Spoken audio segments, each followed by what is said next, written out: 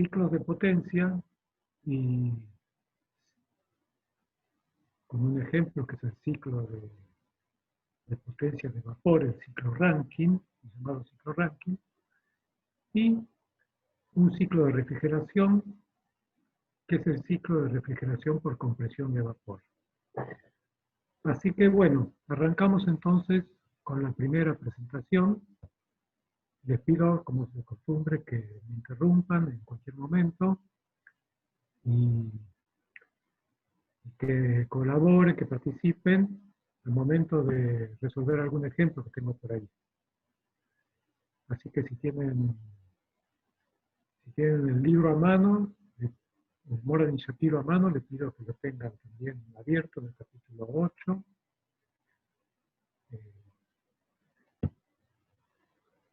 Bien.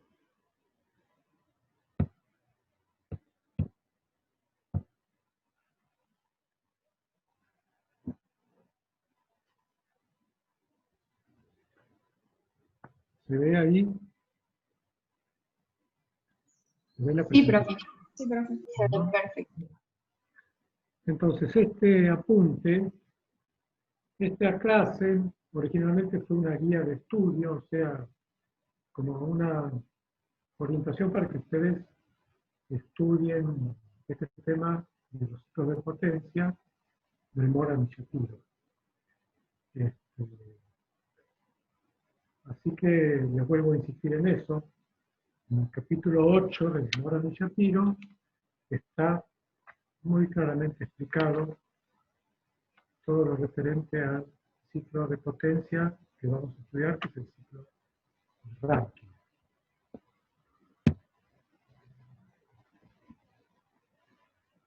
¿Qué es un ciclo de potencia? Bueno, como dice ahí, podría decirse que es la implementación tecnológica de una máquina térmica. Entonces, para nosotros son sinónimos. Máquina térmica, ciclo de potencia, es lo mismo. Y el ciclo de potencia va a estar sujeto a todas las leyes termodinámicas que rigen a las máquinas térmicas. Por ejemplo, si el ciclo de potencia fuera reversible, su eficiencia térmica va a depender solamente de las temperaturas absolutas de la fuente caliente y fría. Así que tengamos presente esa fórmula de la eficiencia térmica de un ciclo de potencia reversible, que es eficiencia igual 1 menos temperatura de la fuente fría dividido temperatura de la fuente caliente. 1 menos TF sobre TC, ambas temperaturas absolutas en Kelvin. Muy bien. En la práctica, digamos, ¿cuál es la fuente caliente y cuál es la fuente fría? Bueno, la fuente caliente van a ser seguramente, probablemente, gases de combustión provenientes de un combustible quemado. Ustedes saben, hoy día, gran cantidad de la energía se obtiene quemando lo que se llama combustibles fósiles.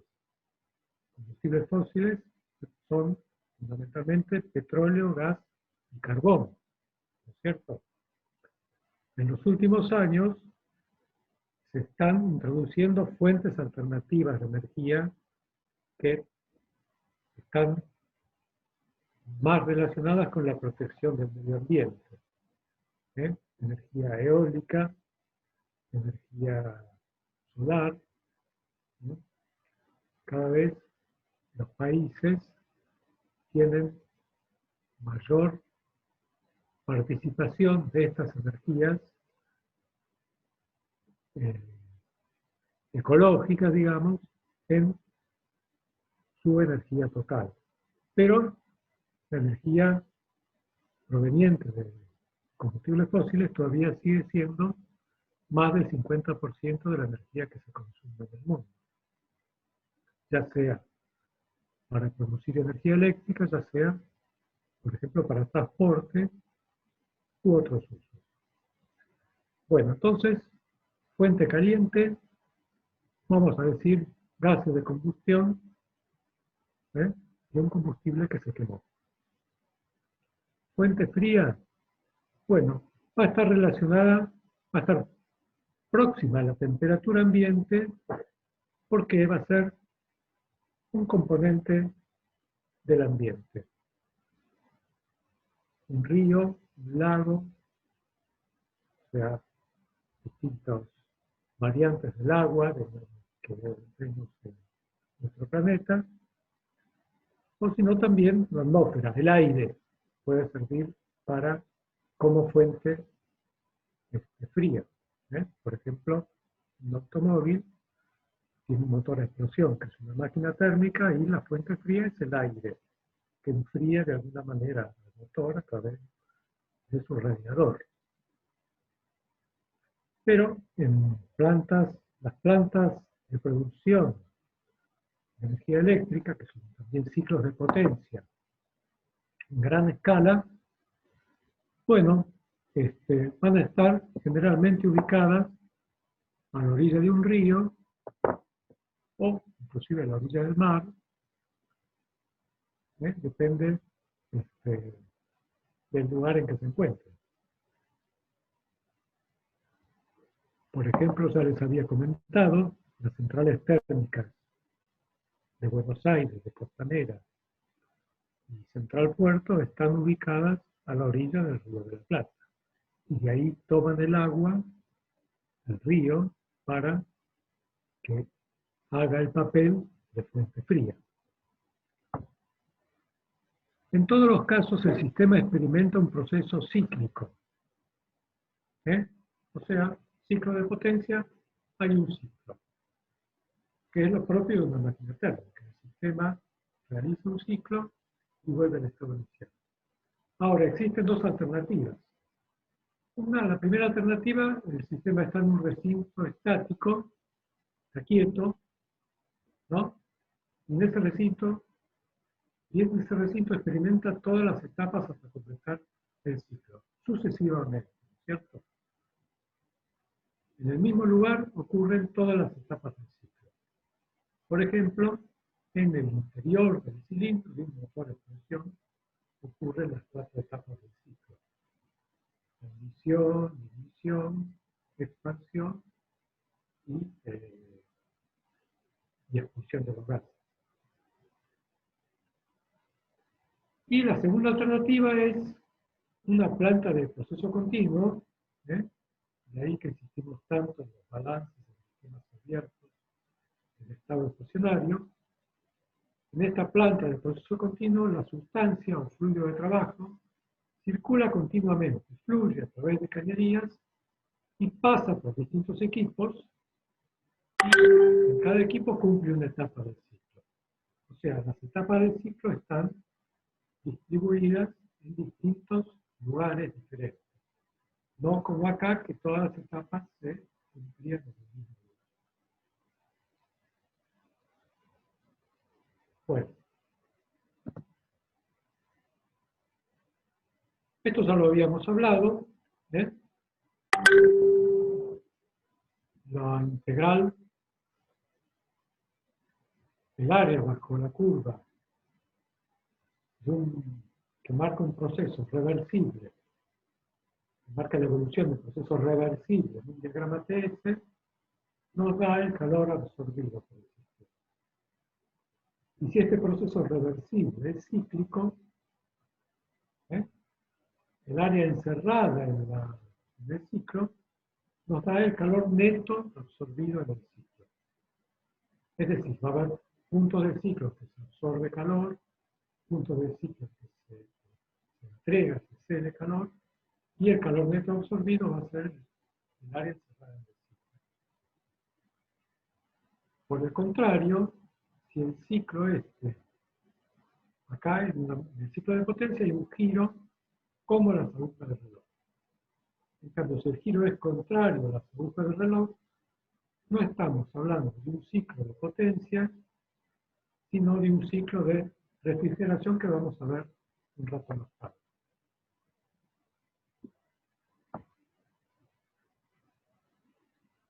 Bueno, esto creo que ya lo habíamos discutido, así que lo voy a pasar.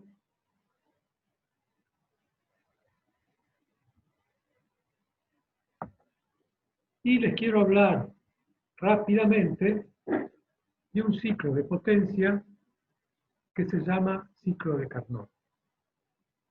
El ciclo de Carnot es un ciclo que el señor Carnot propuso, digamos, y nunca se llevó a cabo porque, digamos, como primera medida es un ciclo reversible. Y no es práctico llevar a cabo un ciclo de Carnot en la práctica.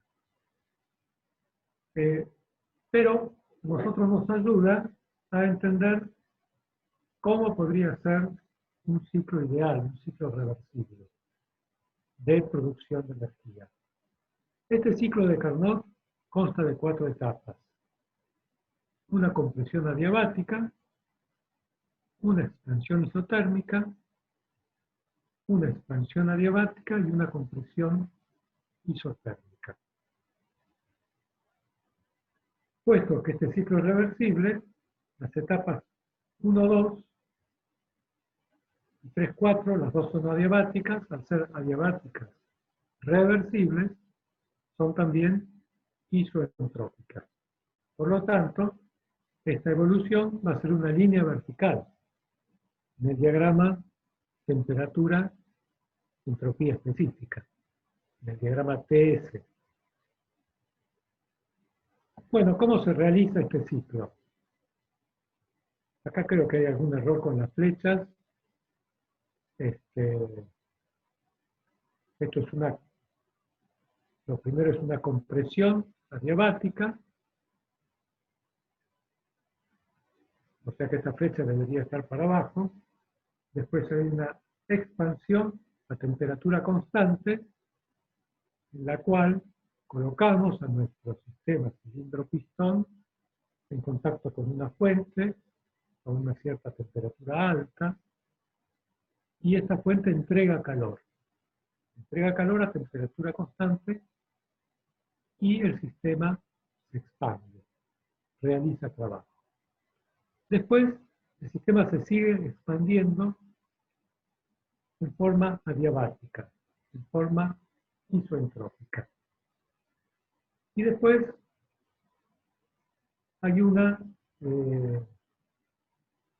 compresión isotérmica. O sea que esta flecha está mal y esta flecha está mal. Bueno, en la compresión isotérmica conectamos nuestro sistema con la fuente fría. O sea, tenemos fuente fría acá, fuente caliente acá, ciclo reversible. Bueno, la eficiencia de este ciclo va a ser 1 menos TF sobre TC. Es la eficiencia de una máquina térmica reversible. Bueno, nosotros podemos realizar este ciclo de Carnot, por ejemplo, con un gas ideal. Y con las ecuaciones que hemos visto de la evolución adiabática reversible de un gas ideal, podemos escribir, digamos, qué relaciones se cumplen en cada etapa. En la compresión adiabática, bueno, es un proceso adiabático reversible, P por B a la K es constante. En la expansión isotérmica, tenemos que P por B es constante, ¿no? P por B igual a RT, o NRT. De vuelta, expansión adiabática reversible, P por B a la K constante, y así podemos escribir distintas relaciones con las ecuaciones que habíamos visto, que vieron con Silvia hace un par de clases. No es importante esto, lo que quiero que ustedes visualicen es el diagrama. Habíamos dicho 1 a 2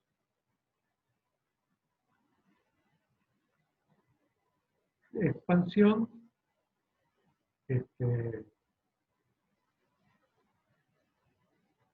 expansión adiabática reversible. 2 a 3, expansión isotérmica, temperatura constante. 3 a 4, compresión isotrópica, adiabática reversible. Y 4 a 1, compresión isotérmica. Bueno, ¿cómo lo vemos acá? 1 a 2, compresión adiabática reversible. Como vemos, estas, la línea 2, 3 y la línea 1, 4 son isotermas. Adiabáticas reversibles que son más inclinadas que las isotermas, y así se puede, digamos, cerrar también el ciclo en el diagrama tensión-volumen específico. Bueno, ¿por qué es importante el ciclo de Carnot? Porque nos muestra, digamos, cuál es la máxima eficiencia que podría tener un ciclo de potencia que opera entre dos temperaturas dadas. Y nos sirve entonces para comparar con la eficiencia que obtenemos en nuestro ciclo de potencia real, ¿no? Es como el máximo de perfección sería el ciclo de Carnot. El máximo de perfección, el máximo de eficiencia térmica. Bueno, esto ya pertenece a otra clase también, que les expliqué yo.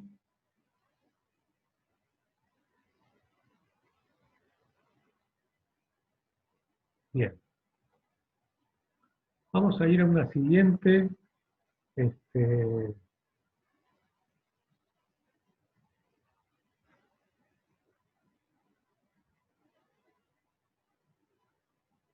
sé por qué apareció una rotación acá. Bueno, vamos a hacer una siguiente presentación. Ahora la busco.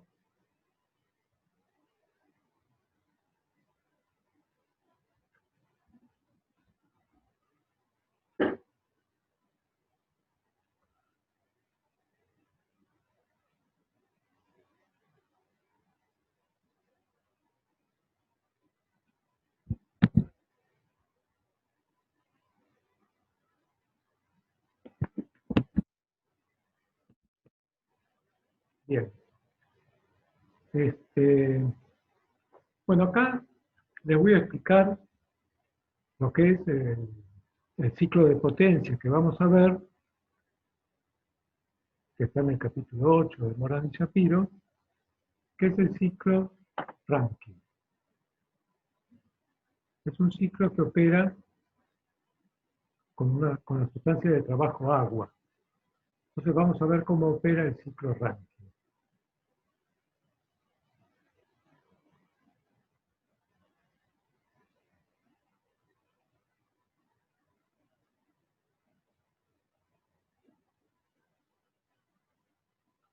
Bueno, lo voy a dejar acá sin modo de presentación, porque la idea es ir llenando algunos casilleros en un ejemplo, ¿no es cierto? Si ustedes colaboran, digamos. Bueno, ¿qué es un ciclo Rankine? Acá tenemos el diagrama de flujo de un ciclo Rankine que saqué de internet. En el libro Morán y Shapiro, ustedes tienen este diagrama al principio del capítulo 8. En la figura 8.1, según la edición de mi libro. Bueno, el principal equipo que tiene el ciclo Rankine es una turbina. Y les dije que el fluido de trabajo es agua. Entonces, a la turbina ingresa agua, pero ingresa agua en forma de vapor.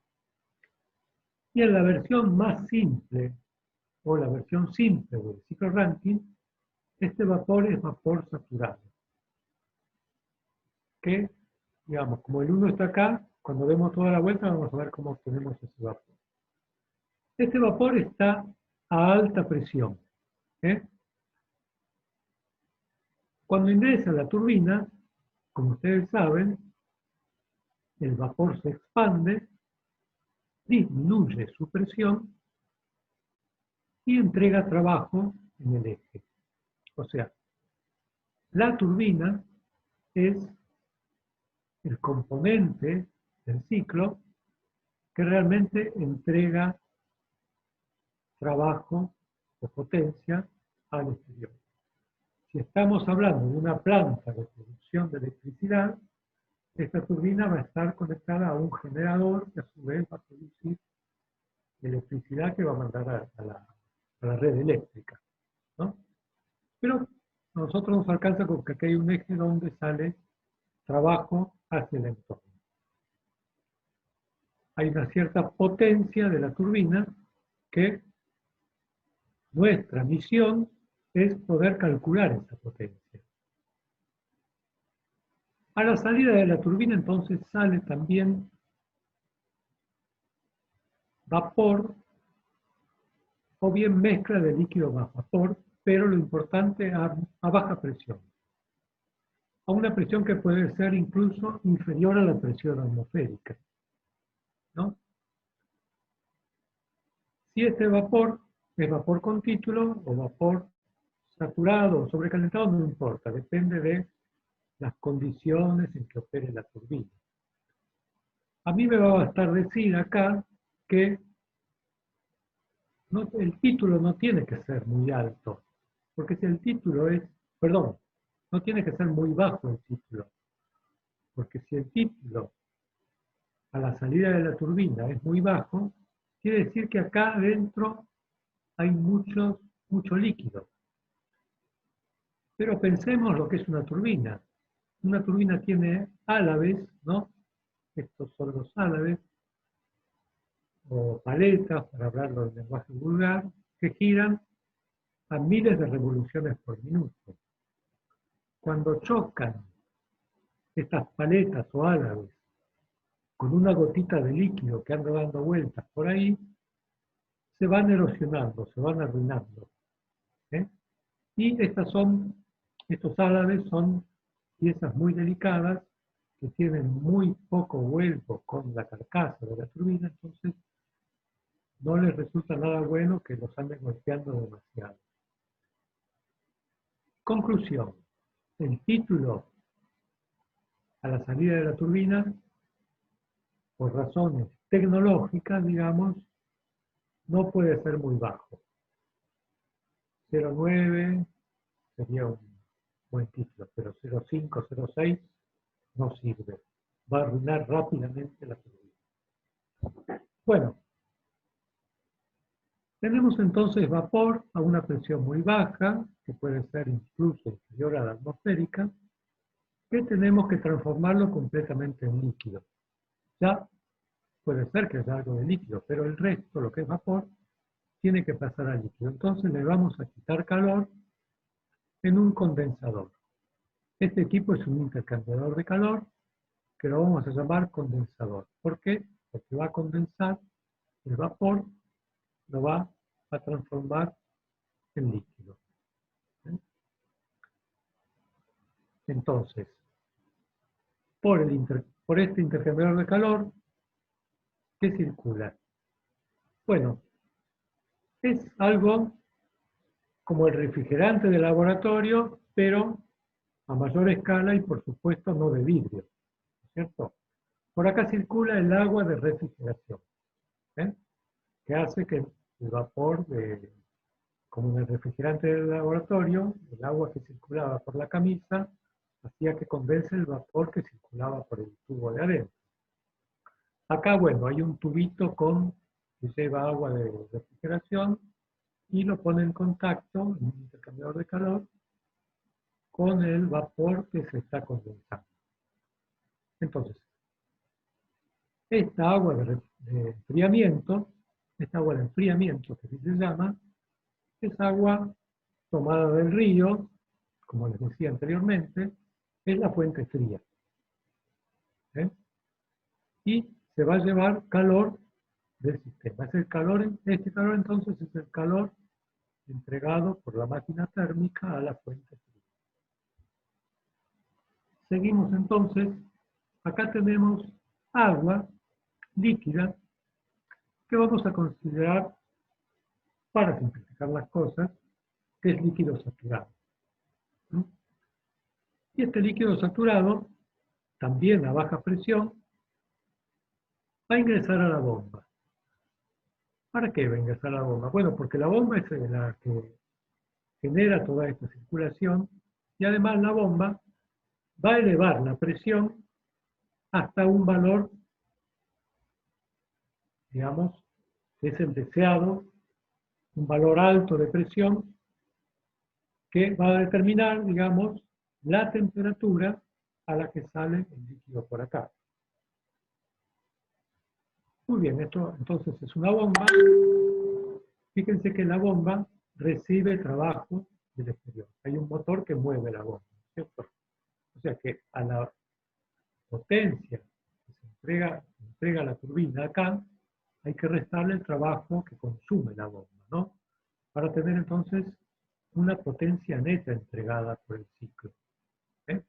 La potencia neta del ciclo es la potencia de la turbina menos la potencia de la bomba.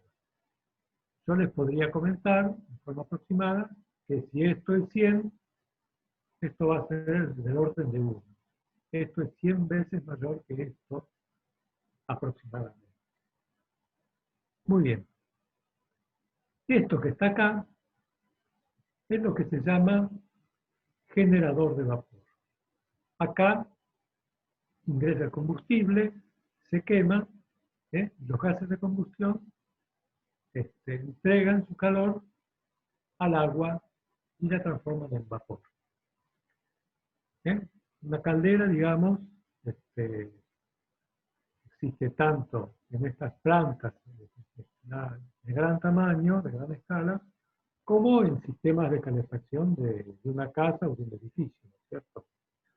Siempre el objetivo es ese, quemar combustible para producir vapor. Y esto también es un intercambiador de calor, ¿no es cierto? Se trabaja a presión constante. Acá puede haber una pequeña caída de presión, pero vamos a suponer que es presión constante. Y a través de la pared metálica de estos tubos va recibiendo el calor del agua y se transforma en vapor. La regla que tenemos nosotros es que si se trata de una caldera, por acá sale vapor saturado. A la salida de una caldera hay vapor saturado. Si quisiéramos que acá salga vapor sobrecalentado, este generador de vapor ya no sería simplemente una caldera, sino que tendría otro equipo a continuación, que es un sobrecalentador, ¿no? Tendría el generador de vapor, se compondría de dos equipos, caldera más sobrecalentador. Pero si queremos sacar vapor saturado, con una caldera nos alcanza. Entonces el generador de vapor es directamente la caldera. Bueno, tengamos presente entonces los números. 1, entrada de la turbina. 2, entrada al condensador. 3, entrada a la bomba. Y 4, entrada a la caldera. También tengamos presentes las presiones. Hay dos presiones características en el ciclo Rankine. Una es la zona de presión alta, que es esta, la zona de la caldera, y las cañerías que la vinculan con la turbina y la bomba. Y otra zona de presión baja es el condensador. En la turbina hay una gran caída de presión y en la bomba hay una gran subida de presión. Entonces, presión alta, 1 y 4. Presión baja, 2 y 3. Vamos ahora a la siguiente diapositiva, que es la evolución de este ciclo en un diagrama TS. Vamos a decir, el ciclo que les mostré acá, con una caldera que sale vapor saturado, se lo llama ciclo Rankine simple. Simple porque acá tenemos vapor saturado. Y este ciclo, además de simple, es ideal porque lo vamos a considerar reversible en todas las partes que pueden ser reversibles, ¿no? Lo vamos a considerar lo más aproximado que se pueda a un ciclo reversible. Vamos a ver que en una pequeña parte no es reversible. Muy bien. Entonces, ¿qué significa? Por ejemplo, en la bomba, vamos a empezar con la turbina. Estamos acá tenemos la isoterma, perdón, diagrama TS, isobara de alta presión en verde, isobara de baja presión también en verde. ¿Eh? Vapor saturado a la presión alta del ciclo que ingresa a la turbina. Y a la salida de la turbina, como es una turbina reversible, porque es un ciclo simple ideal, a la salida de esta turbina reversible tenemos el estado 2, que lo llamamos 2S para recordarnos que este es un proceso isoentrópico. Entonces, ustedes recuerdan, en la turbina cae la presión, en el proceso isoentrópico nos movemos, o sea, si la turbina es reversible, nos movemos por una isoentrópica, por una línea vertical de entropía constante, hasta que llegamos a interceptar la isobara de presión baja, en este punto.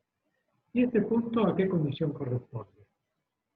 Bueno, esto es vapor húmedo, vapor con título, mezcla de líquido y vapor.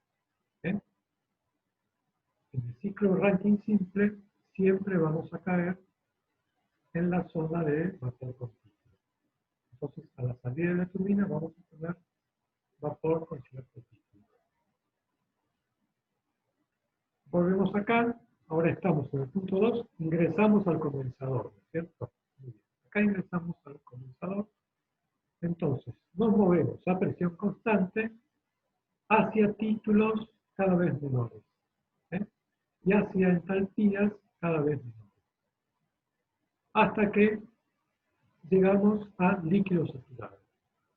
Todo el vapor que había se transformó en líquido.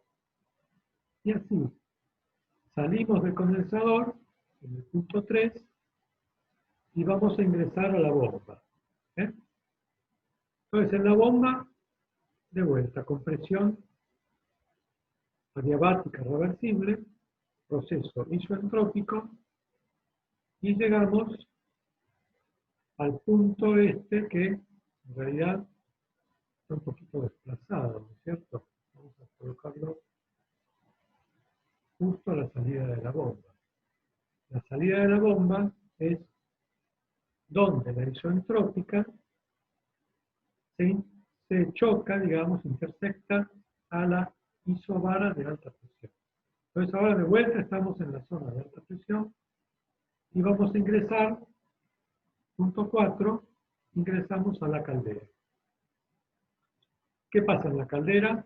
Bueno, es un intercambiador de calor, trabajamos a presión constante y pasamos de líquido comprimido o líquido subenfriado, como dice Moran y Shapiro, llegamos acá a líquido saturado, después vapor con título, todo adentro de la caldera, hasta que finalmente sale vapor saturado y vuelve a comenzar el ciclo.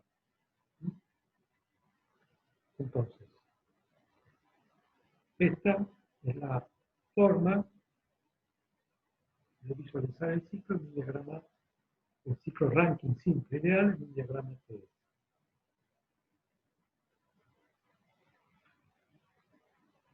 En el Moran y Shapiro, si ustedes lo tienen a mano, pueden abrirlo en esta página, tienen el ejemplo 8.1. En mi libro es la página 379, no sé si ustedes tienen la versión de internet, no sé qué página sea, pero es el ejemplo 8.1.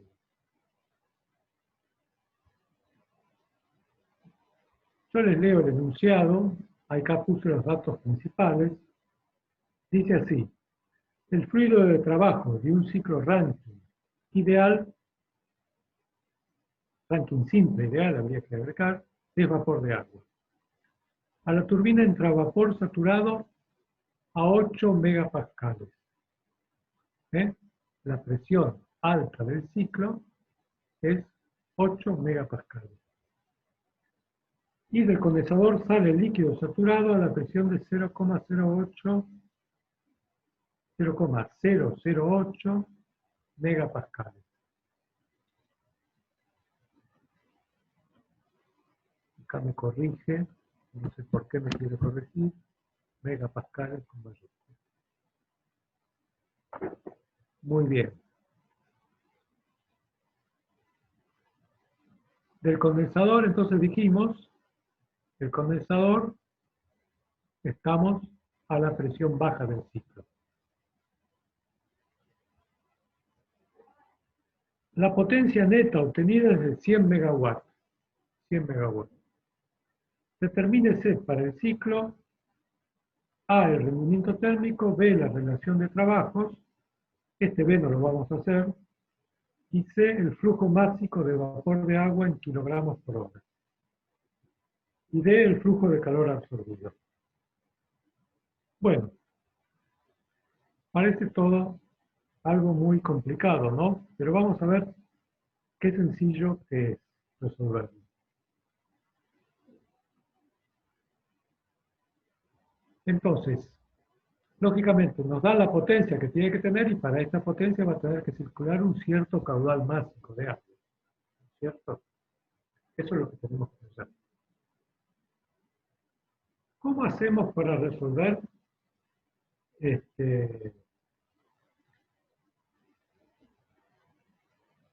problema? Bueno, lo que hay que hacer simplemente es hacer una tabla de propiedades. Así que yo les propongo, si ustedes quieren, los invito a colaborar, que vayamos completando esta tabla. A la entrada de la turbina, me dice que la presión es 8 megapascales, yo la pasé a bar, es 80 bar.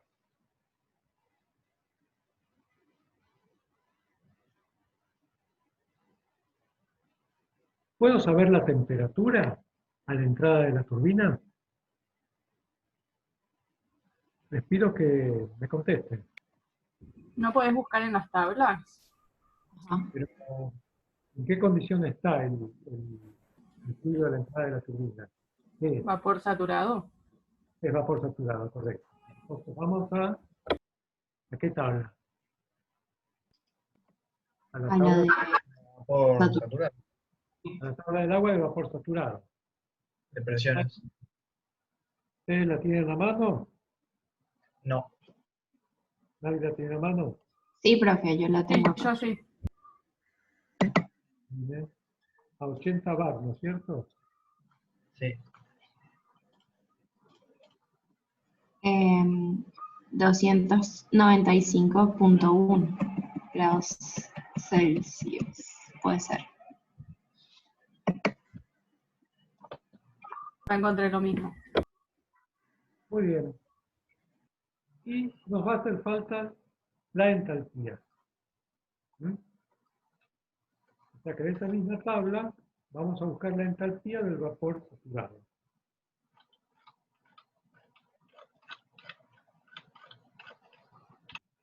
$2.758. Perfecto, es lo mismo que tengo yo en el libro.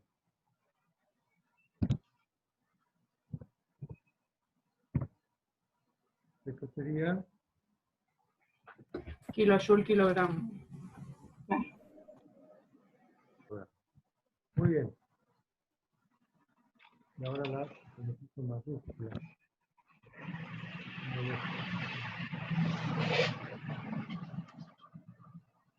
Bien.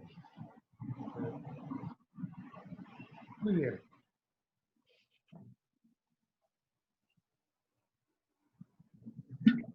¿Qué podemos decir? Vamos a tomar nota de la entropía también. 5,7432 kilojoules sobre kilogramo. Muy bien. Bueno, fue bastante sencillo, ¿no es cierto? Dar las propiedades a la salida de la turbina. Vamos a ir ahora, perdón, a la entrada de la turbina. Vamos a la salida de la turbina. Miremos acá el diagrama, ¿no es cierto? Entrada de la turbina, salida de la turbina. ¿Qué es lo que se mantiene constante entre la entrada y salida de esta turbina reversible? La entropía. Entropía. La entropía, muy bien. Entonces ponemos acá 5,74. Fíjense, tenemos presión, tenemos entropía, ya debería estar definido nuestro sistema, ¿no es cierto?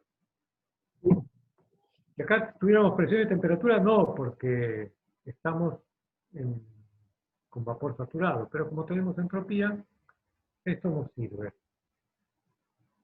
¿Podemos hallar el título de este vapor? Sí, Podemos agregar acá una columna, ¿no? Sí, Vamos sí, sí. Con la ecuación del título. Bueno, muy bien. Entonces, sí. Con ¿cuál es la entropía del líquido saturado? Y la entropía es igual a la del líquido. del líquido saturado. La voy a- 3,20 3,29. es. Sí. 3, Pero, 0,8 bar. no, o sea, la que sale en la tabla, ¿no? Para calcular el título. pero ahora vamos, ¿a qué presión estamos hablando? Ahora tenemos que buscar 0,0. Ah, claro. Sí, sí, sí. Estamos a 0,5926. La del líquido saturado. Exacto. bueno.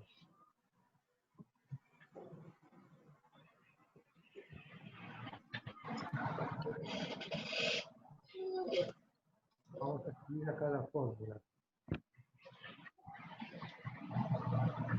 Igual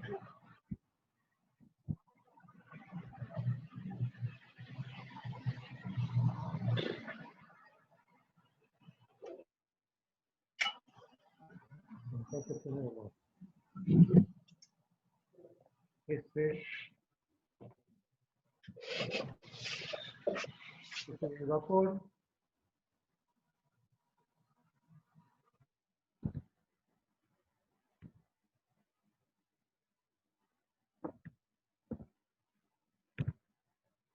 menos S, el líquido,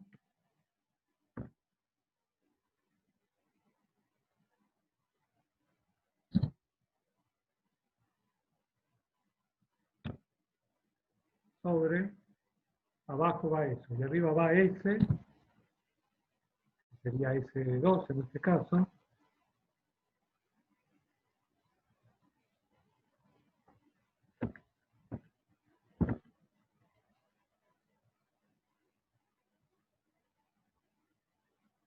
S2 menos S del líquido. ¿Estamos de acuerdo?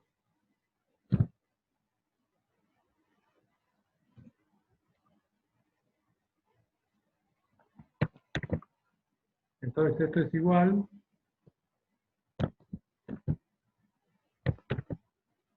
y acá vamos reemplazando. S2 es 5,7432, ¿no?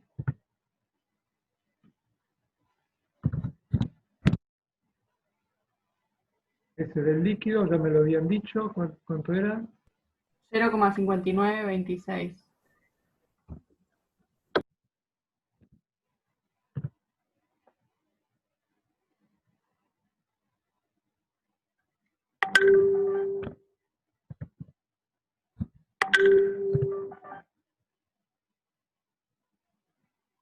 Y nos falta la del vapor, finalmente.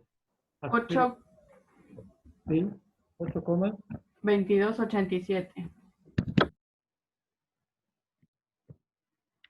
muy bien. Da 0,67 el título.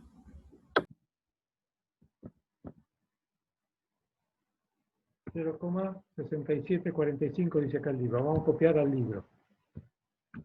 Pero está bien, ¿no? Bueno, entonces, ¿cómo hacemos ahora? Tenemos que calcular, tenemos que dar la entalpía. Tenemos que dar la entalpía de los 4 estados. ¿Cómo hacemos para dar la entalpía?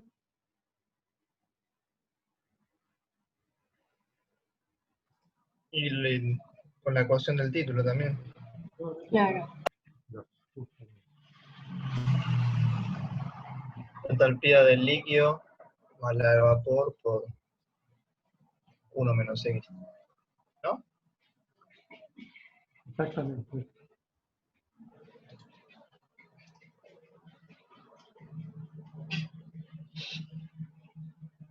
Entonces, ¿están haciendo la cuenta?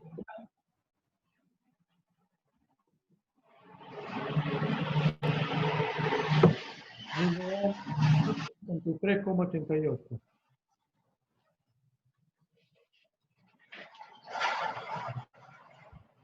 Al libro de Adam.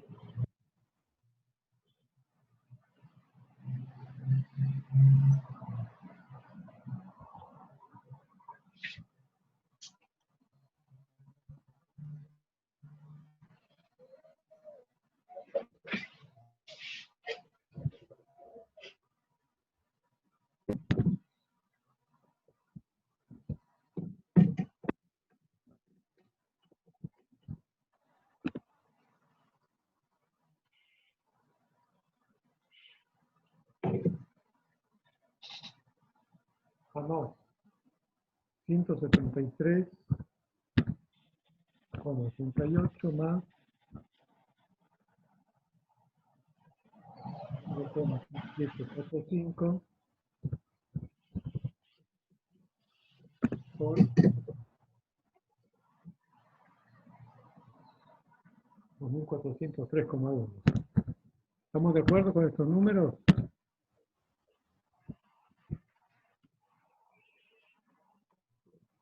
¿Puedo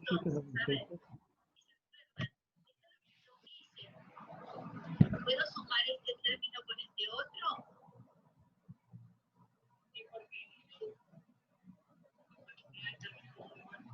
A ver, Sí. Kilojoules sobre kilogramos igual metros cuadrados sobre segundo cuadrado. No. Porque kilojoule sobre kilogramos es distinto que metros cuadrados sobre segundo cuadrado. Hay que dividirlo por 1000, ¿no? Joule ¿de dónde salieron los metros cuadrados? Los kilogramos metros cuadrados sobre segundo al cuadrado. Kilogramos por metro cuadrado sobre segundo cuadrado. entonces el equivalente es newton por metro cuadrado sobre segundo cuadrado. A metro cuadrado sobre segundo cuadrado es igual que joule sobre kilogramo, pero no igual a kilojoule sobre kilogramo. Entonces, para poder sumar estos términos, yo a este lo tengo. Hola, Pablo. ¿Hay alguien que tiene habilitado el micrófono y está con un video o algo así de otra clase y se superpone el audio? Que cancelen, por favor, el micrófono. Bueno, y no sé, y Anita lo puede, parece que se cayó ahora. Bueno, perfecto. Sí, ya está solucionado, Pablo. Bueno, gracias. Bueno, entonces, ¿estamos de acuerdo con el cálculo este de la entalpía a la salida de la turbina? Sí. Y a mí me quedó igual. Sí, profe.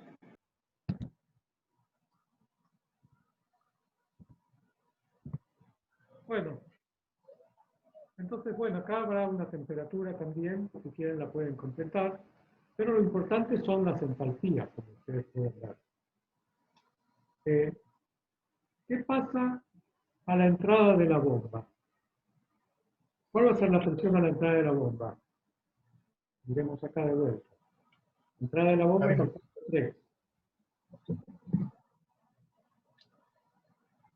Hacia abajo, La misma que en 2.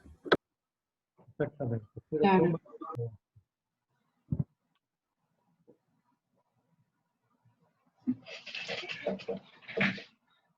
¿Cuál va a ser la entalpía a la entrada de la bomba? El vapor.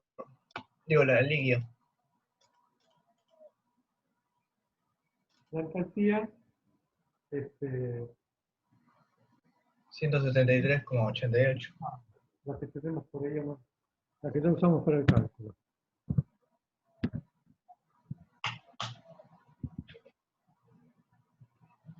Muy bien. Y la entropía específica la vamos a buscar en la tabla también, ¿no? 0,59, ¿no? 0,5926.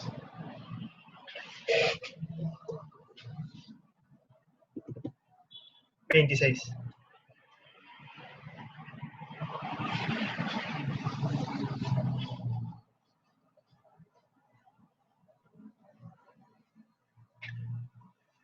Ahí está.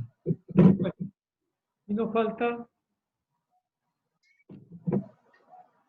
la entrada a la caldera.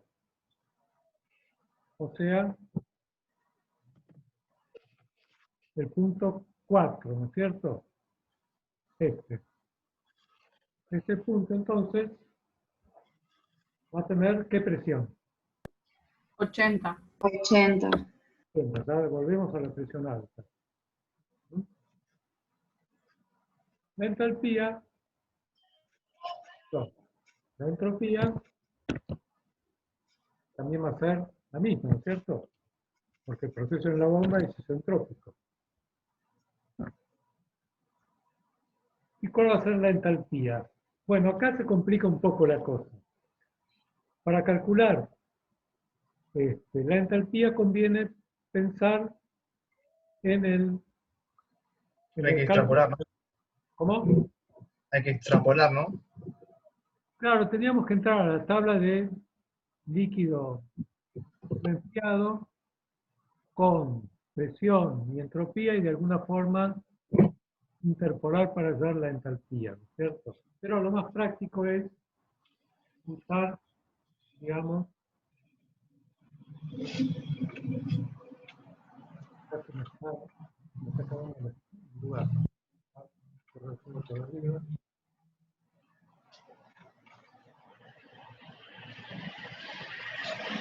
¿Ustedes se acuerdan que era posible calcular la potencia de una bomba reversible, ¿no es cierto? Había una fórmula.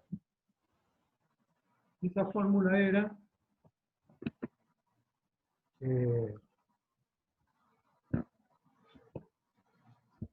W punto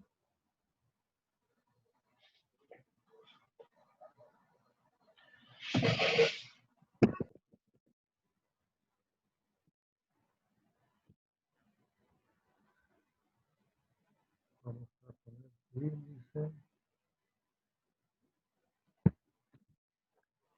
La potencia de la bomba reversible era igual al caudal másico, M punto,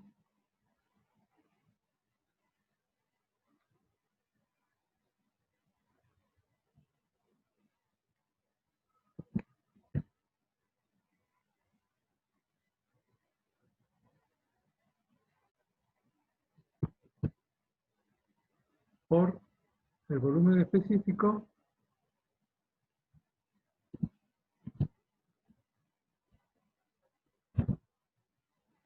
por P2 menos P1, por En este caso, P4 menos P3.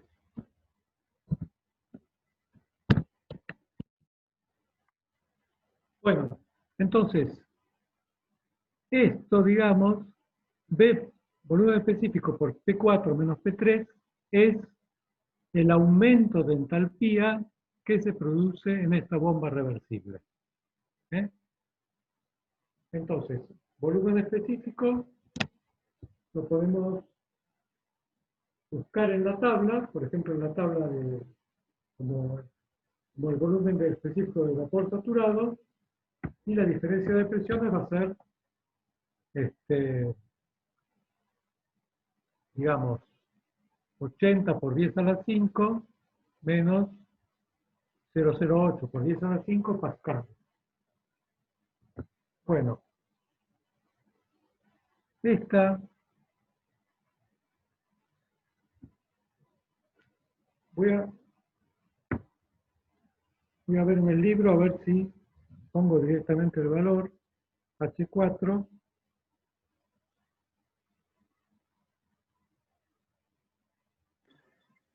Profe, disculpe, está diciendo que el volumen sería el que correspondería a, por ejemplo, igual a la presión en 3. Por ejemplo, claro, porque hay muy poca diferencia, va a haber en el volumen específico. Podemos tomar directamente el de la entrada de la bomba. Y va a ser del orden de 1000.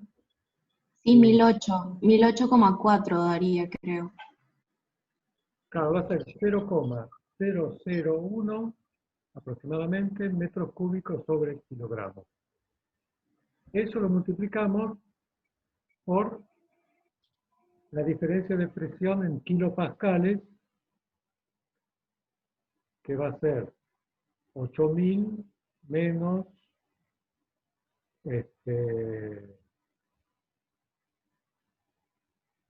o sea, para pasar de bar a kilopascales, multiplico por 100, tengo 8000 menos 8.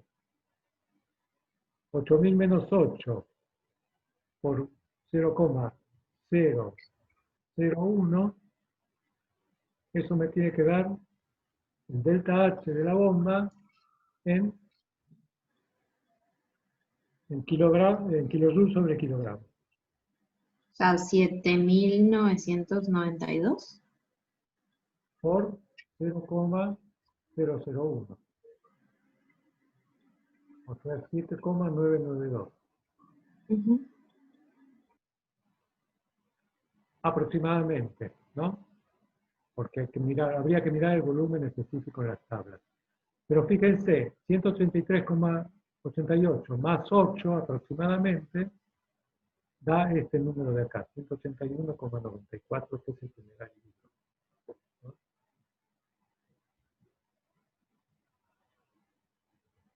O sea que en realidad estamos calculando una potencia por unidad de masa, kilojoules sobre kilogramo. O un trabajo por unidad de masa, porque este M punto pasa acá dividiendo. Bueno, entonces, eso está explicado en el libro también, cómo se calcula el H4. Entonces ya tenemos las 4 entalpías y con eso podemos hacer los cálculos que nos piden. Fíjense una cosa. Por ejemplo, potencia entregada por el ciclo.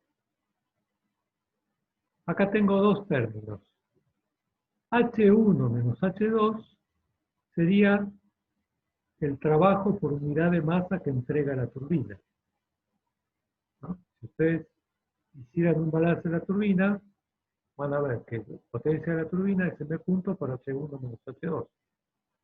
Pero a esto le vamos a restar la potencia consumida por la bomba, que es M punto por H4 menos H3. ¿Eh? Acá potencia entregada, acá potencia consumida, y acá un signo menos. Entonces, en definitiva, Con esta fórmula podemos calcular, podemos despejar de acá, como tenemos potencia del ciclo, lo tenemos. Estas 4 entalpías las tenemos, de acá despejamos el caudal másico. Y el caudal másico nos da,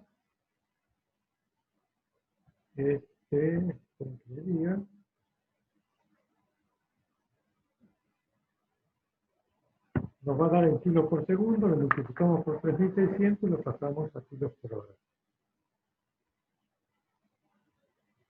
7,3 por 10 a la 6 kilos por hora. 7,3 por 10 a la 6 kilos por hora.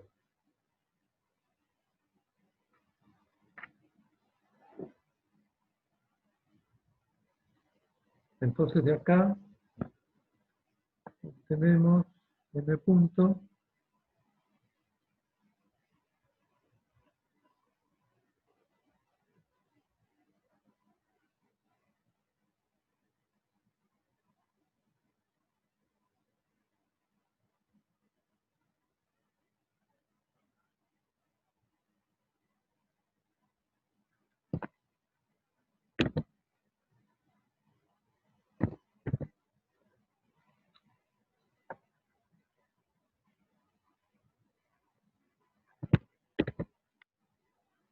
ahí está.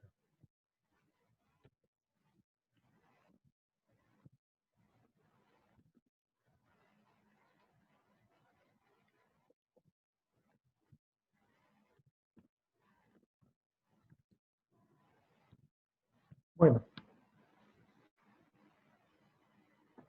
listo. El calor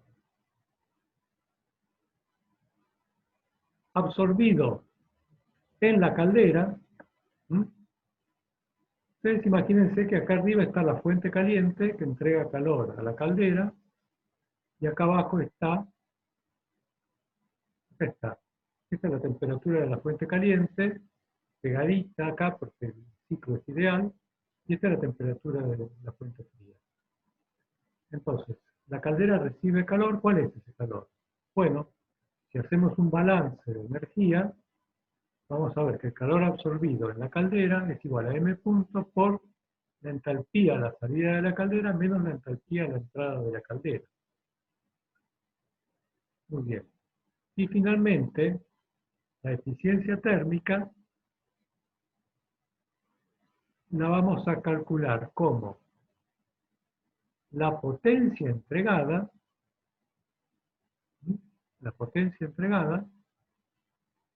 que es m punto por todo esto, dividido el calor absorbido en la caldera. Potencia entregada sobre calor absorbido. Esa es la eficiencia de una máquina térmica.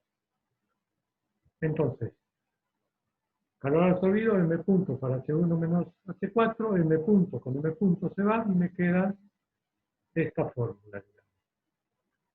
Y el valor, para que ustedes chequeen después,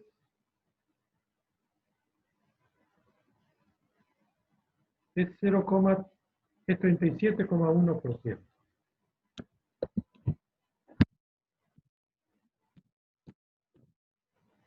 Bueno, espero que esto les haya servido, digamos, para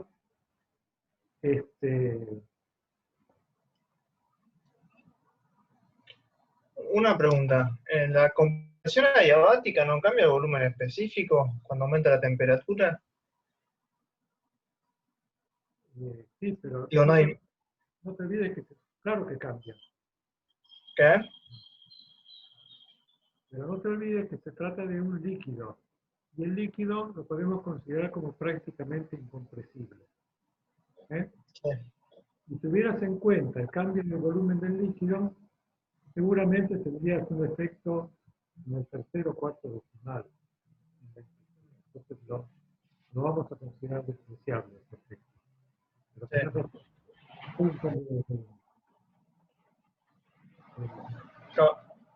Todos los cálculos de potencia de una bomba reversible se hacen dependiendo del volumen específico. Bueno. Ten en cuenta además que, como les dije antes, fíjate el salto de entalpía. Esto es 8 kilojoules por kilogramo. el trabajo por unidad de masa en la bomba. En cambio, en la turbina tenemos un salto de 1000 kilonewtons por kilogramo, ¿no? Entonces no vale la pena ponerse tan exquisitos, digamos, en el cálculo del trabajo de la bomba. El libro le pregunta, ¿cuál es la relación de trabajo? Que yo no me interesa. La relación de trabajo es justamente el trabajo de la turbina referido al trabajo de la bomba, ¿no? Y acá está en una relación de 1000 a 8 aproximadamente.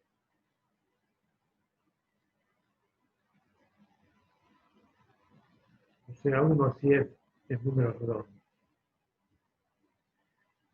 Bueno, ¿otra pregunta?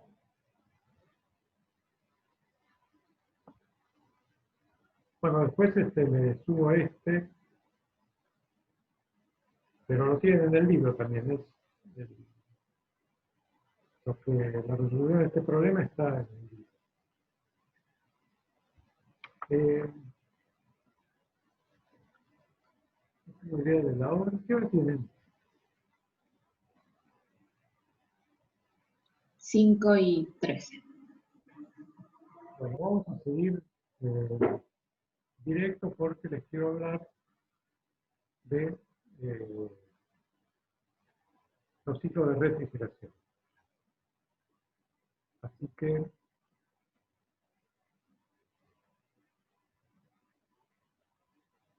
me ven un poquito la cara y vuelvo a abrir el PowerPoint que corresponde.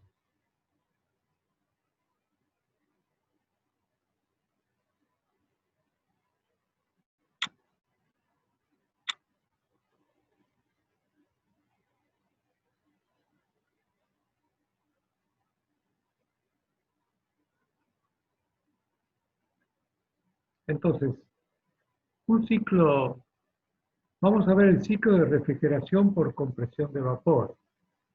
Como yo les había mostrado que el ciclo de refrigeración gira al revés que el ciclo de potencia,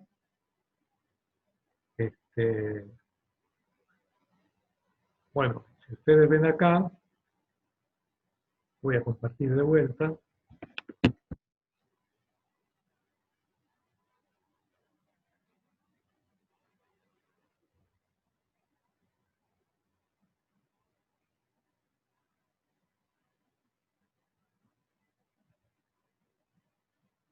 No, esto no quería compartir.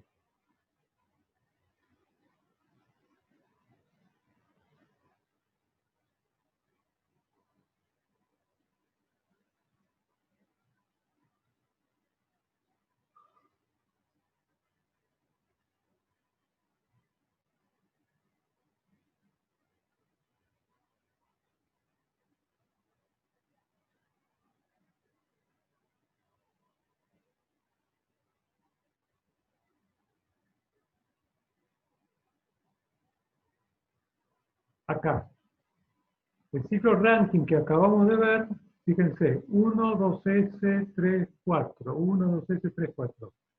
Gira como las agujas del reloj. Es un ciclo de potencia. Uno diría, bueno, para hacer un ciclo de refrigeración, hagamos un ciclo Rankine al revés. Y efectivamente se hace así. Entonces, acá vamos a poner algo que comprima al fluido de trabajo, y acá vamos a poner algo que va a ser un compresor en este caso, y acá vamos a poner algo que reduzca la presión del fluido de trabajo. Que no va a ser una turbina porque no vale la pena, digamos acá, vamos a dejar que se expanda un líquido saturado, no va a entregar mucho trabajo eso, entonces directamente vamos a poner una estrangulación acá. Y la estrangulación va a tener una evolución en el diagrama adentro de la campana, que es una línea inclinada. Una evolución isoentálpica. Bueno, entonces, la idea es esa. Hacer girar el ciclo Rankine al revés reemplazar la turbina por una estrangulación, acá reemplazamos a la bomba, le ponemos un compresor porque estamos comprimiendo un vapor, un gas, y tenemos que cambiar el de fluido de trabajo. El agua no nos sirve como fluido de trabajo para un ciclo de refrigeración. ¿Por qué no nos sirve? Bueno, por una cuestión de temperatura. Si nosotros quisiéramos refrigerar algo que está a 150 grados para llevarlo a 100 grados, tal vez no serviría el agua. Pero como las temperaturas de esta temperatura, la temperatura baja en la refrigeración, suele ser del orden de 0, 5, 10, 20 grados centígrados, el agua, digamos, que se estaría evaporando, bueno, tendría que, para que se evaporara a esta temperatura, tendríamos que expandirla mucho. Y después mandar un compresor, cantidades enormes, volúmenes enormes de vapor. Entonces no sirve. Hay que buscar un líquido que tenga una presión de vapor mayor que la del agua. Y esos son los fluidos refrigerantes. Así que vamos a ver un poquito cuáles son los fluidos refrigerantes y después vemos el ciclo de refrigeración. Dejo de compartir, abro la presentación.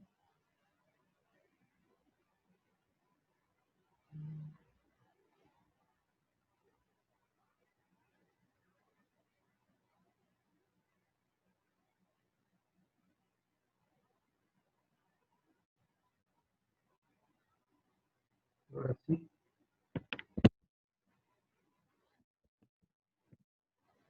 Compartimos.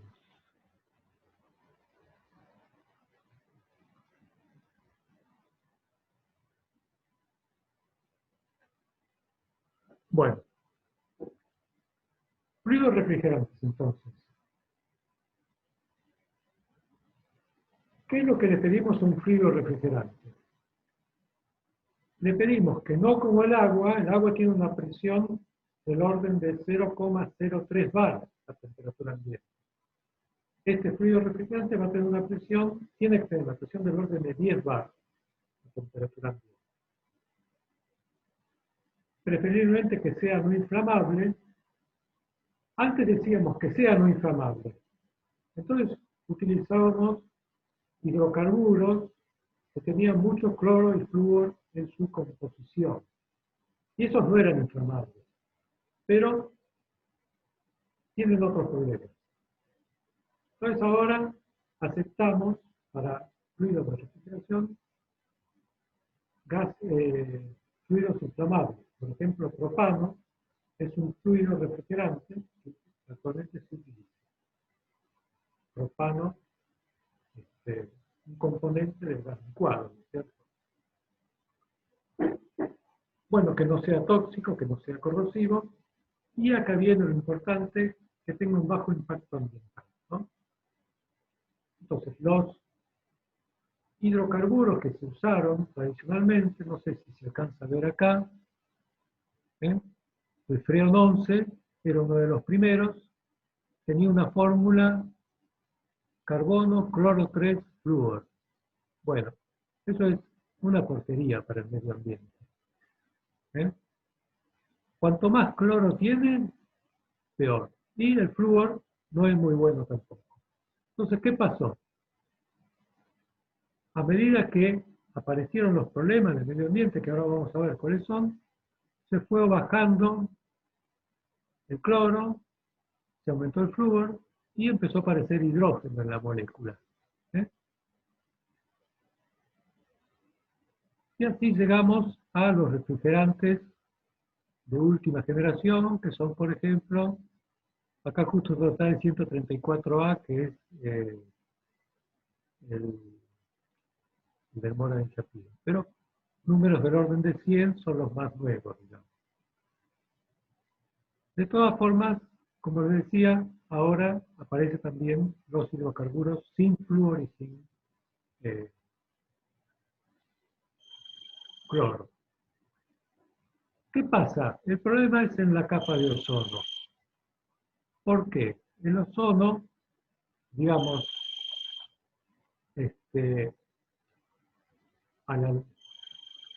a nivel del mar, el ozono para nuestra vida diaria, digamos, no es muy saludable, ¿no? Provoca problemas de oxidación acelerada. Antes se acostumbraba a hacer como en las camas solares, se acostumbraba a utilizar ozono, resulta que eso no era bueno para la piel, para nada. Pero sí el ozono estratosférico, a una altura de 15.000 a 35.000 metros, ese sí es bueno, porque filtra, es una barrera para los rayos ultravioletas. Entonces, cuanto menos ozono hay, más rayos ultravioleta entran, atraviesan la atmósfera y más casos de cáncer de piel aparecen, ¿no? Entonces, ¿por qué? ¿Qué tiene que ver estos hidrocarburos con flúor y cloro en su composición? Bueno, producen de alguna forma en la estratosfera, o sea, cuando un aparato de refrigeración se repara,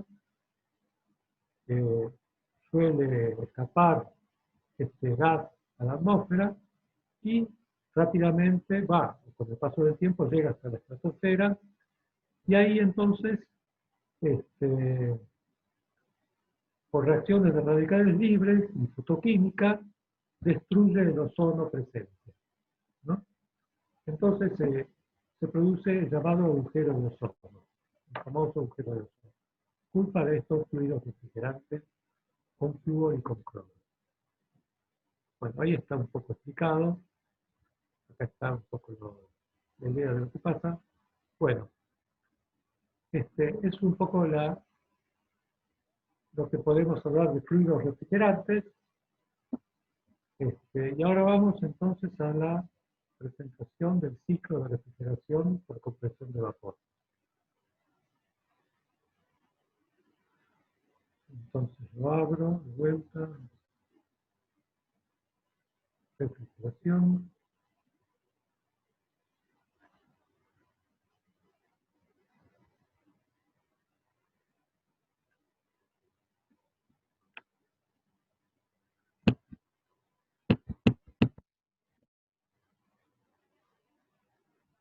Ahí.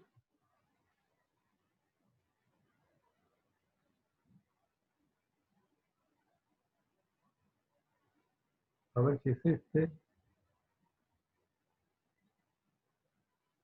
Ahí está. Bueno, entonces vamos a ver, acá hay un ejemplo, no creo que lleguemos a verlo, pero lo pueden consultar ustedes.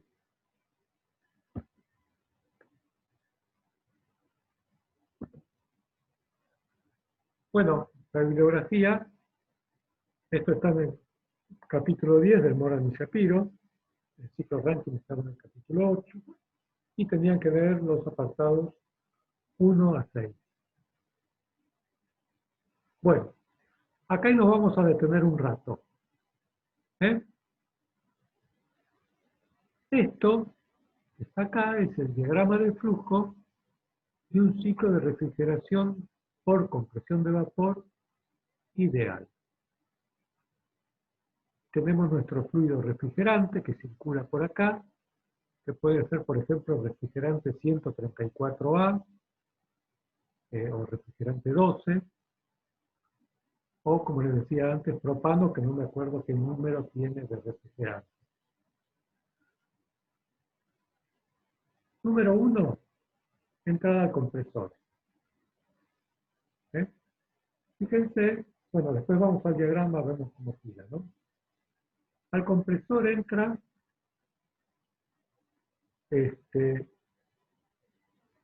vapor saturado, que viene del evaporador. Y estamos en este punto. Acá tenemos presión baja, vapor saturado. ¿Qué pasa en el compresor? Bueno, si el compresor este es ideal, si el compresor este es reversible, tenemos una evolución a entropía constante, ¿no es cierto? Entonces vamos a subir a entropía constante hasta llegar a la presión alta del sistema, a la presión de salida del compresor.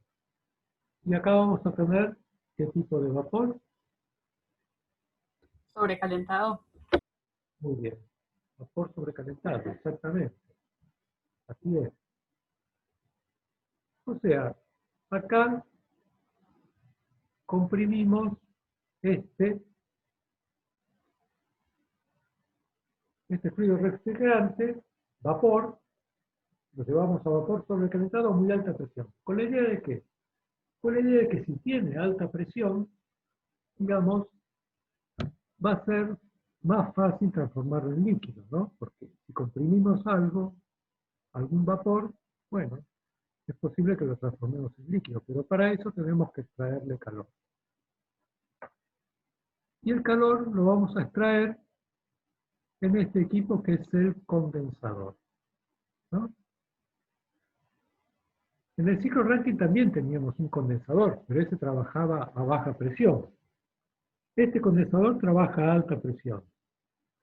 Entonces, va a recibir calor de una fuente caliente, que, como vimos cuando hablamos de refrigerador, esa fuente caliente en una heladera es el ambiente que rodea la heladera, ¿no? Una fuente caliente a 25 grados centígrados. Y va a estar por debajo de la temperatura de condensación, ¿no? Por debajo, a lo sumo pegadito, pero siempre por debajo. ¿Por qué? Porque el calor tiene que ir del fluido que se condensa hacia la fuente, ¿no? Para que fluya el calor tiene que ir del punto más caliente hacia el punto más frío. Entonces la fuente caliente está por acá, adentro del ciclo. En el ciclo Rankine la fuente caliente estaba por afuera del ciclo. Y lo mismo la fuente fría, en el ciclo de refrigeración, va a estar por adentro del ciclo. Lo vamos a ver después la fuente fría bien. Y en cambio, en el ciclo Rankine, la fuente fría está por afuera del ciclo, por abajo del ciclo.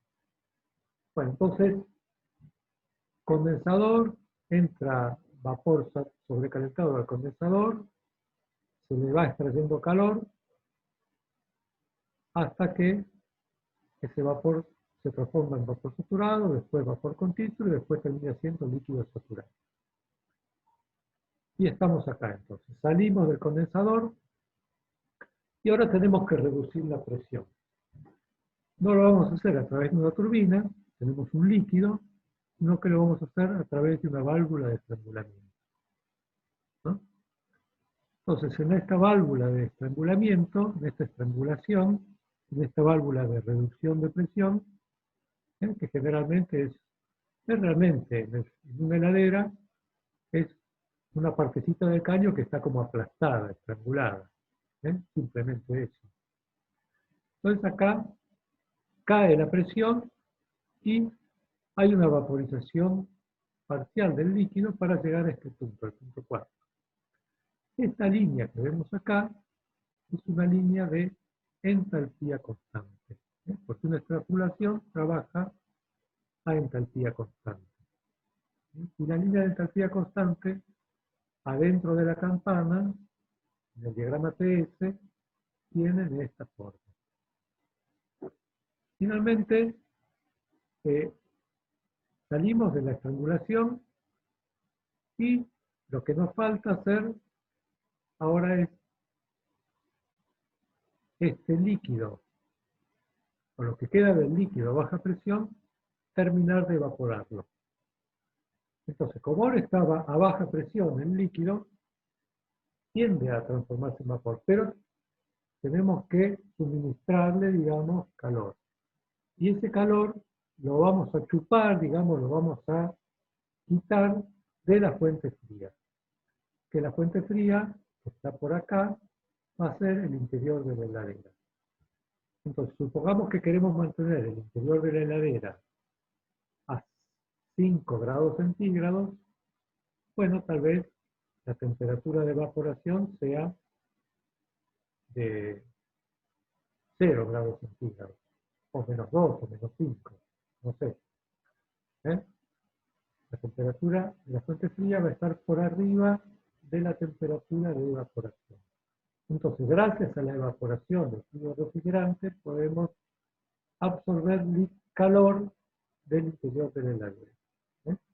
Este calor que necesita el fluido refrigerante para evaporarse lo toma del interior de la heladera. Y así funciona entonces el ciclo de refrigeración. Bueno, ¿por qué tiene que ser entre 3 y 4 a entalpía constante? ¿Por qué no puede ser un proceso que sea entropía constante? porque eso implicaría utilizar una turbina. Sería una turbina de combustible, ¿cierto? Pero el equipo de refrigeración se volvería carísimo y el ahorro de energía sería mínimo, porque esta turbina está trabajando con un líquido. Está en lo que vimos antes del ciclo de Rankine. La bomba que manejaba un líquido consumía aproximadamente 1% de la energía que entregaba la turbina. Acá sería al revés. La turbina que maneja un líquido estaría entregando el 1% de la, estaría recuperando, digamos, el 1% de la energía que consume el compresor. Entonces, no vale la pena. Se utiliza directamente una simulación. ¿Estamos? Sí. Bueno, acá tienen un esquema más real, entre comillas, de cómo es un equipo de refrigeración por compresión de vapor, que son los equipos más comunes, ¿no? Así funciona la heladera y el acondicionador de aire. Está el compresor, ¿no? Recibe vapor del evaporador.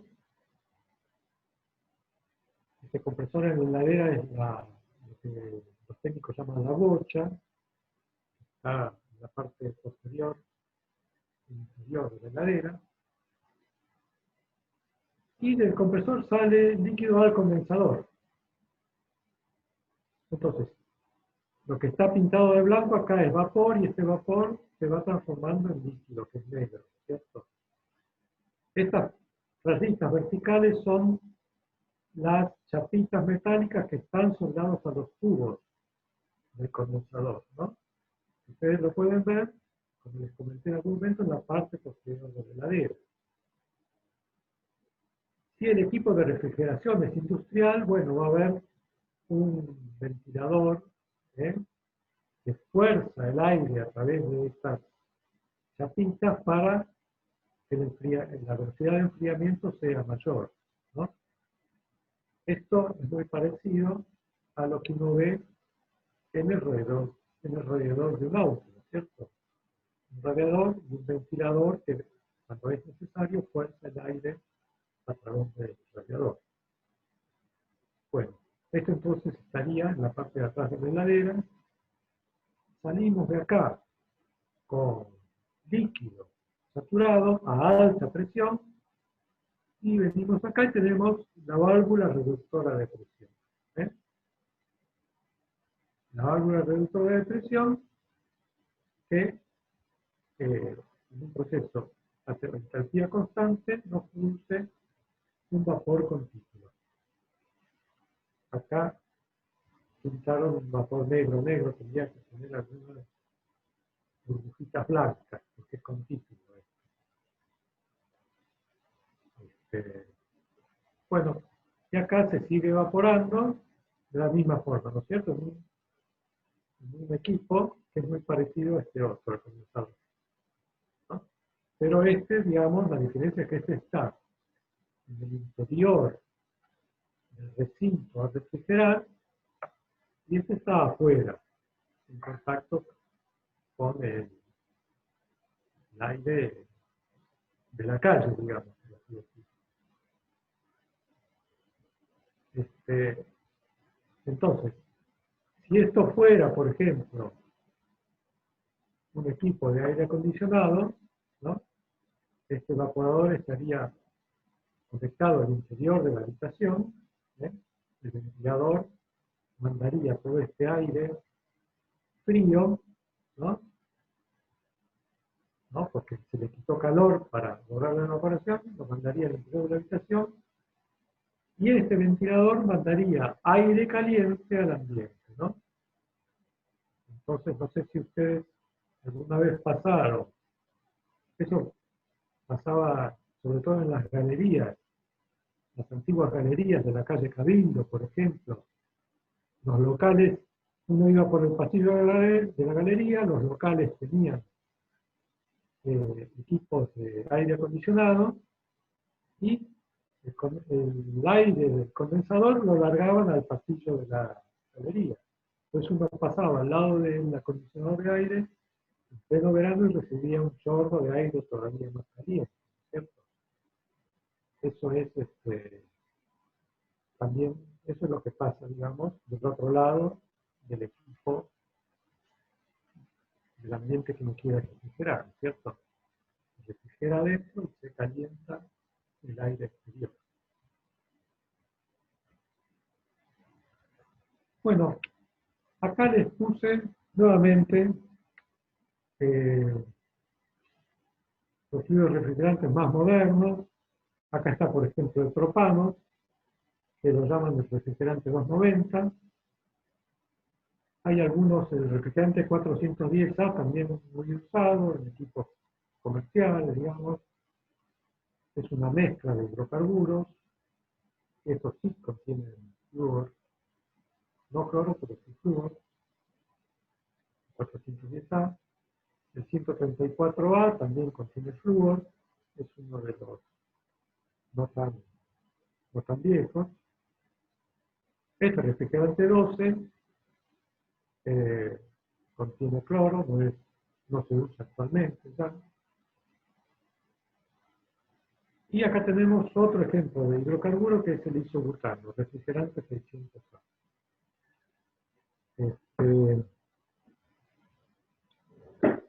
Bueno, capacidad de refrigeración.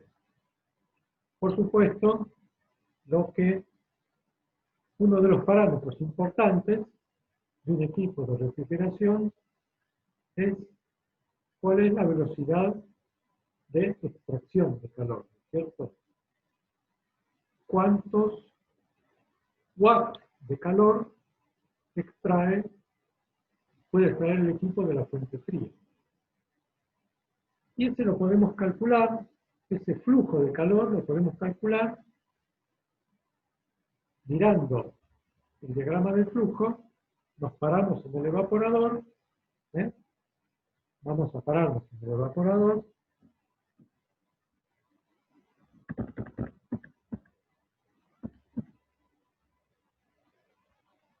acá está, H4 menos H1, el calor absorbido, el calor cedido, digamos, a la fuente fría en el evaporador, va a ser M punto por H4 menos H1. Esa es la capacidad de refrigeración.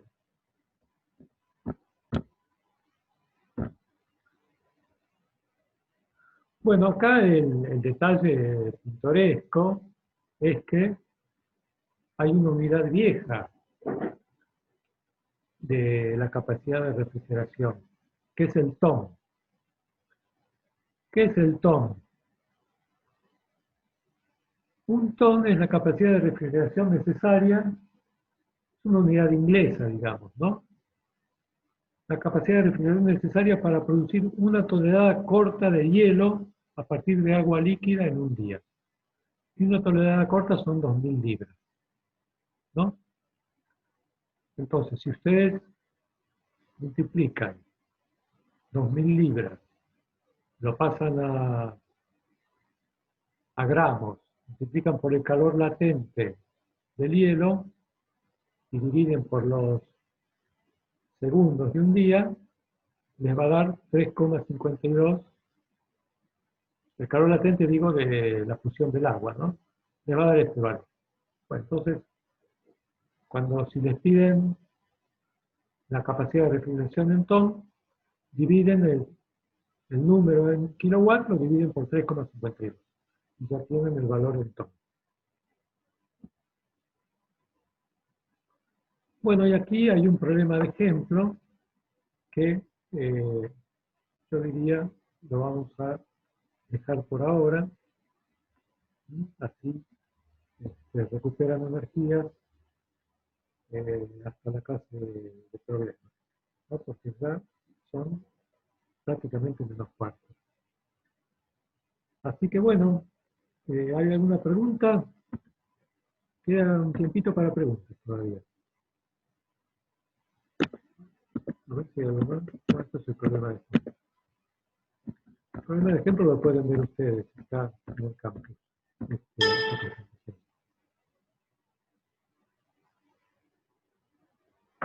¿Alguna pregunta entonces? No, por ahora no. Yo por ahora no, profe. Perdón, no te escuché. Que yo por ahora no. Ah, entonces, yo les sí. Sí. Ajá. Bueno, Edith,